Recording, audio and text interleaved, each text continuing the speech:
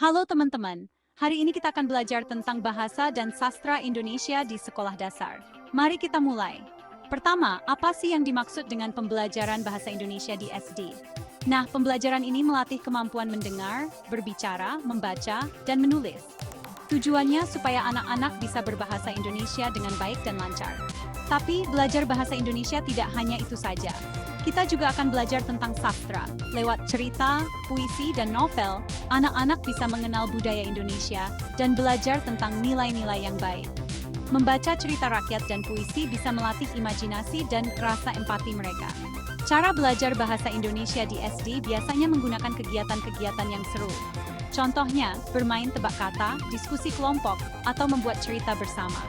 Dengan kegiatan seperti ini, belajar jadi lebih menarik dan mudah diingat. Lalu, apa sih sebenarnya tujuan kita belajar bahasa dan sastra Indonesia?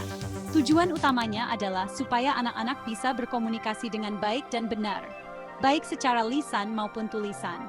Selain itu, belajar sastra juga membantu anak-anak untuk menghargai karya orang lain dan melatih rasa cinta terhadap keindahan.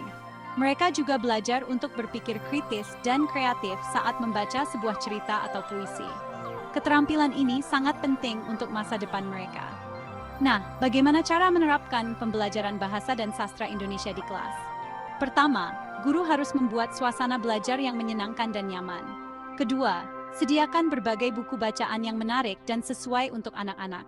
Ketiga, guru perlu menggunakan cara mengajar yang bervariasi dan kreatif.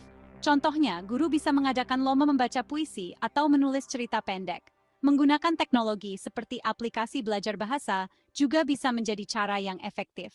Kesimpulannya, belajar bahasa dan sastra Indonesia di SD bukan hanya tentang membaca dan menulis.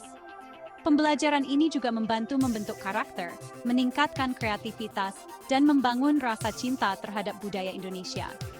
Dengan cara mengajar yang tepat, kita bisa membuat anak-anak mencintai bahasa dan sastra Indonesia sejak kecil. Terima kasih sudah menonton video ini. Sampai jumpa di video selanjutnya.